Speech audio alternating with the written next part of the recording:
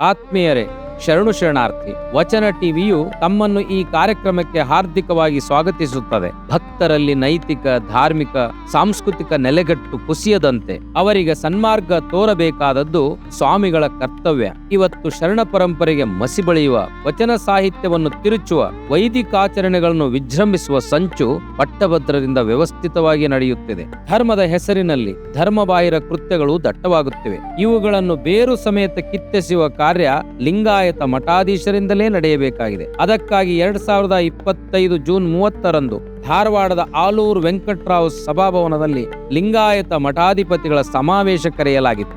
ಹೆಚ್ಚಿನ ಸಂಖ್ಯೆಯಲ್ಲಿ ಮಠಾಧೀಶರು ಅತ್ಯಂತ ಉತ್ಸಾಹದಿಂದ ಭಾಗವಹಿಸಿದರು. ಬರುವ ದಿನಗಳಲ್ಲಿ ಕರ್ನಾಟಕ ರಾಜ್ಯದ 31 ಜಿಲ್ಲೆಗಳಲ್ಲಿ ಬಸವ ಸಂಸ್ಕೃತಿ ಅಭಿಯಾನವನ್ನ ಆರಂಭಿಸುವುದರ ಮೂಲಕ ಜನರಲ್ಲಿ ಜಾಗೃತಿ ಮೂಡಿಸುವ ನಿರ್ಣಯವನ್ನ ಕೈಗೊಳ್ಳಲಾಗಿತ್ತು. ಅದರ ಪ್ರತಿಫಲವೇ ಈ ಅದ್ಭುತ, ಅನನ್ಯ, ಅಪರೂಪದ ಸಮಾವೇಶದ ದೃಶ್ಯಗಳು ತಮ್ಮ ಕಣ್ಣೆದುರಿಗೆ ಸಾಕ್ಷಿಯಾಗಿವೆ.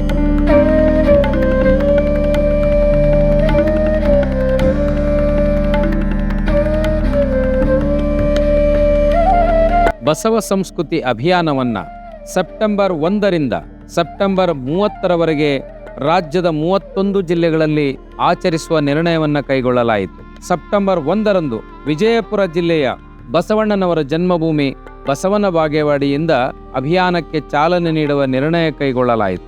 ನಂತರ ಕಲಬುರಗಿ, ಬೀದರ್, ಯಾದಗಿರಿ, ರಾಯಚೂರು, ಬಳ್ಳಾರಿ, ವಿಜಯನಗರ, ಕೊಪ್ಪಳ, ಗದಗ, ಬಾಗಲಕೋಟೆ, ಬೆಳಗಾವಿ, ಧಾರವಾಡ, ಕಾರವಾರದ ಮುಂಡಗೋಡ, ಹಾವೇರಿ, ದಾವಣಗೆರೆ, ಚಿಕ್ಕಬಳ್ಳಾಪುರ, ಶಿವಮೊಗ್ಗ, ಉಡುಪಿ, ಮಂಗಳೂರು, ಚಿಕ್ಕಮಗಳೂರು, ಹಾಸನ, ಕೊಡಗು, ಮೈಸೂರು, ಚಾಮರಾಜನಗರ, ಮಂಡ್ಯ, ರಾಮನಗರ, ತುಮಕೂರು, ಚಿತ್ರದುರ್ಗ, ಕೋಲಾರ, ಬೆಂಗಳೂರು ಗ್ರಾಮಾಂತರ ಜಿಲ್ಲೆಗಳಲ್ಲಿ ಕಾರ್ಯಕ್ರಮಗಳನ್ನು ಆಯೋಜಿಸುವ ನಿರ್ಣಯ ಕೈಗೊಳ್ಳಲಾಯಿತು. ಪ್ರತಿನಿತ್ಯದ ಕಾರ್ಯಕ್ರಮದ ಸ್ವರೂಪ ಹೀಗಿತ್ತು. ಬೆಳಗ್ಗೆ 11 ಗಂಟೆಗೆ ಕಾಲೇಜು ವಿದ್ಯಾರ್ಥಿಗಳು ಮತ್ತು ಸಾರ್ವಜನಿಕರ ಜೊತೆಗೆ ವಚನ ಸಂವಾದ. ಸಾಯಂಕಾಲ 5 ಗಂಟೆಯಿಂದ 6 ಗಂಟೆಯವರೆಗೆ ನಗರದ ಪ್ರಮುಖ ಬೀದಿಗಳಲ್ಲಿ ಪಾದಯಾತ್ರೆ ಮತ್ತು ಸಾಂಸ್ಕೃತಿಕ ಉತ್ಸವಗಳು. ಸಂಜೆ 6 ಗಂಟೆಯಿಂದ ಸಾರ್ವಜನಿಕ ಸಮಾರಂಭ. ಸಾಣೇಹಳ್ಳಿಯ ನಾಗರಾಜ್, ಜ್ಯೋತಿ, ದಾಕ್ಷಾಯಣಿಯವರಿಂದ ನಿತ್ಯ ವಚನ ಸಂಗೀತ, ಒಬ್ಬರು ಮಠಾಧೀಶರು ಮತ್ತು ಒಬ್ಬರು ಉಪನ್ಯಾಸಕರಿಂದ ಆಶೀರ್ವಚನದ ನುಡಿಗಳು. ರಾತ್ರಿ 8:30ಕ್ಕೆ ನಾಟಕ ಪ್ರದರ್ಶನ. ಸಾಣೇಹಳ್ಳಿಯ ಶಿವಸಂಚಾರ ತಂಡದ ಜಂಗಮದೆಡೆಗೆ ನಾಟಕ ಪ್ರತಿನಿತ್ಯ ಪ್ರದರ್ಶನಗೊಳ್ಳುವ ವ್ಯವಸ್ಥೆಯನ್ನ ಕಲ್ಪಿಸಲಾಗಿತ್ತು.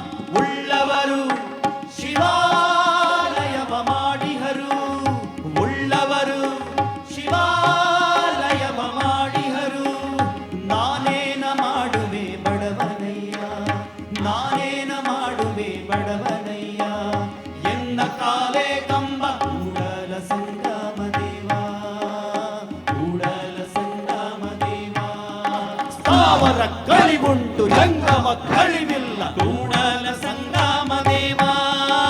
ಸ್ಥಾವರ ಕಳಿವುಂಟು ಜಂಗಮ ಕಳಿವಿಲ್ಲ ಕೂಡಲ ಸಂಗಮ ದೇವಾ, ಕೂಡಲ ಸಂಗಮ ದೇವಾ. ಮಠಾಧಿಪತಿಗಳ ಒಕ್ಕೂಟದ ಈ ಕಾರ್ಯಚಟುವಟಿಕೆಗಳು ಅಧ್ಯಕ್ಷರಾದ ಡಾಕ್ಟರ್ ಬಸವಲಿಂಗ ಪಟ್ಟದೇವರು ಬಾಲ್ಕಿ, ಇದರ ಮುಖ್ಯ ರೂವಾರಿಗಳಾಗಿ ಸರ್ವ ರೀತಿಯ ಮಾರ್ಗದರ್ಶನ ಮಾಡಿದ ಶ್ರೀ ಜಗದ್ಗುರು ಡಾಕ್ಟರ್ ತೋಂಟದ ಸಿದ್ದರಾಮ ಮಹಾಸ್ವಾಮಿಗಳು ಹಾಗೂ ಸಾಣೇಹಳ್ಳಿಯ ಪರಮಪೂಜ್ಯ ಡಾಕ್ಟರ್ ಪಂಡಿತಾರಾಧ್ಯ ಮಹಾಸ್ವಾಮಿಗಳವರ ಮಾರ್ಗದರ್ಶನದಲ್ಲಿ ಹಿರಿಯ ಉಪಾಧ್ಯಕ್ಷರಾಗಿ ಶ್ರೀ ಚಿದಾನಂದ ಮಹಾಸ್ವಾಮಿಗಳು ಮೈಸೂರು, ಉಪಾಧ್ಯಕ್ಷರಾಗಿ ಶ್ರೀ ಬಸವಜಯ ಮೃತ್ಯುಂಜಯ ಮಹಾಸ್ವಾಮಿಗಳು ಕೂಡಲ ಸಂಗಮ, ಶ್ರೀ ಜಗದ್ಗುರು ಇಮ್ಮಡಿ ಸಿದ್ದರಾಮ ಮಹಾಸ್ವಾಮಿಗಳು ಚಿತ್ರದುರ್ಗ, ಶ್ರೀ ಜಗದ್ಗುರು ಅನ್ನದಾನ ಭಾರತಿ ಮಹಾಸ್ವಾಮಿಗಳು ತಂಗಡಗಿ, ಶ್ರೀ ಜಗದ್ಗುರು ಬಸವ ಮಾಚಿದೇವ ಮಹಾಸ್ವಾಮಿಗಳು ಚಿತ್ರದುರ್ಗ, ಶ್ರೀ ಬಸವೇಶ್ವರಿ ತಾಯಿಯವರು ಅತ್ತಿವೇರಿ, ಹಾಗೆ ಕಾರ್ಯದರ್ಶಿಗಳಾಗಿ ಶ್ರೀ ಶಿವಾನಂದ ಮಹಾಸ್ವಾಮಿಗಳು ಹಂದಿಗುಂದ, ಉಪಕಾರ್ಯದರ್ಶಿಗಳಾಗಿ ಡಾಕ್ಟರ್ ಶ್ರೀಕಂಠ ಮಹಾಸ್ವಾಮಿಗಳು ಮುಡಿಗುಂಡ, ಸಂಘಟನಾ ಕಾರ್ಯದರ್ಶಿಗಳಾಗಿ ಶ್ರೀ ಪ್ರಭು ಚನ್ನಬಸವ ಮಹಾಸ್ವಾಮಿಗಳು ಅಥಣಿ, ಒಕ್ಕೂಟದ ವಕ್ತಾರರಾಗಿ ಶ್ರೀ ನಿಜಗುಣ ಪ್ರಭು ತೋಂಟದಾರ್ಯ ಮಹಾಸ್ವಾಮಿಗಳು ಮುಂಡರಗಿ, ಹಾಗೆ ಸಲಹಾ ಮಂಡಳಿಯಲ್ಲಿ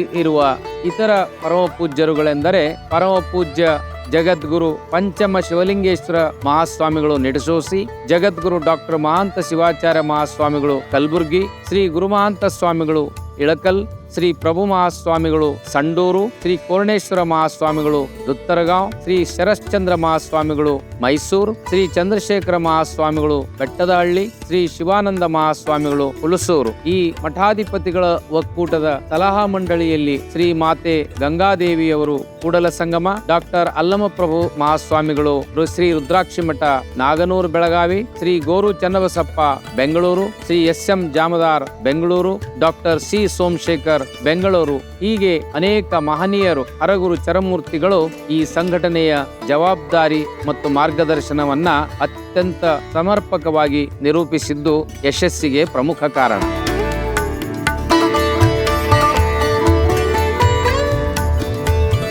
ಮೂವತ್ತು ದಿನಗಳ ಕಾಲ ಜರುಗಿದ ಅಭಿಯಾನದಲ್ಲಿ ಪ್ರತಿನಿತ್ಯ ಒಬ್ಬ ಪೂಜ್ಯರು ಆಶೀರ್ವಚನವನ್ನು, ನಾಡಿನ ಚಿಂತಕರು ತಮ್ಮ ಅನುಭವಗಳನ್ನ ನಿರಂತರವಾಗಿ ಹಂಚಿಕೊಂಡಿದ್ದಾರೆ. ಸಮಯ ಪ್ರಜ್ಞೆ, ವಿಷಯ ಮಂಡನೆ, ಮಾತಿನ ಪ್ರಖರತೆ ಕೇಳುಗರನ್ನ ಗಮನ ಸೆಳೆದದ್ದು ಅತ್ಯಂತ ಯಶಸ್ವಿಯ ಸಂಕೇತ. ಈ ಕಾರ್ಯಕ್ರಮದ ಒಟ್ಟು ರೂಪರೇಷೆ ವಚನ ಗಾಯನ, ಉಪನ್ಯಾಸ, ಆಶೀರ್ವಚನ, ನಾಟಕ ಜನರ ಮನದಾಳದಲ್ಲಿ ನೆಲೆಗೊಂಡಿರುವುದು ಅಭಿಮಾನದ ಸಂಗತಿ.